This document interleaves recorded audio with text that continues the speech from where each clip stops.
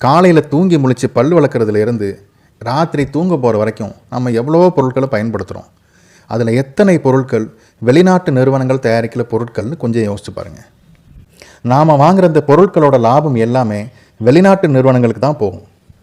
அன்றாட தேவைகள்லேருந்து முக்கியமான மருந்துகள் வரைக்கும் நம்ம நாடு பல வெளிநாடுகளை சார்ந்து தான் இருக்குது.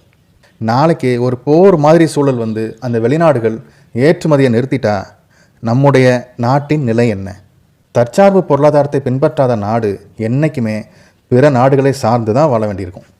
நம்மளோட அன்றாட உணவில் கூட தற்சார்பு பொருளாதாரத்தை நம்ம கொஞ்சம் கொஞ்சமாக இழந்துக்கிட்டு இருக்கோம். விதைக்கு ஒருத்தங்கிட்ட கையேந்தி நிற்கணும், உரத்துக்கு வேற ஒருத்தங்கிட்ட கையேந்தி நிற்கணும், அந்த பொருள்களெல்லாம் சந்தைப்படுத்துறதுக்கு வேற ஒருத்தங்கிட்ட போய் நிற்கணும்.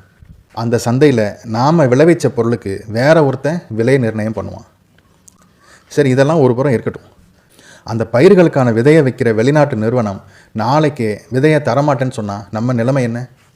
தற்சார்பு பொருளாதாரத்தை பின்பற்றலைன்னா நாளைய தலைமுறைக்கு எவ்வளோ பெரிய ஆபத்துன்னு ஒரு நொடி சிந்திச்சு பாருங்கள். நாம் தமிழர் கட்சியுடைய முக்கியமான கொள்கைகளில் ஒன்று தற்சார்பு பொருளாதாரம். இதை பற்றி தமிழ்நாட்டில் வேறு எந்த அரசியல் தலைவராது பேசியிருக்காங்களா? பொருளாதாரம்னு சொன்னாலே படித்த மேதைகளுக்கு மட்டுமே புரிகிற விவகாரம் அப்படின்ற நிலைமையை மாற்றி சாமானிய மக்களுக்கு கூட புரிகிற வகையில் தற்சார்பு பொருளாதாரம் என்ற கோட்பாட்டை முன்னிறுத்தியவர் அண்ணன் சீமான் மட்டும்தான்.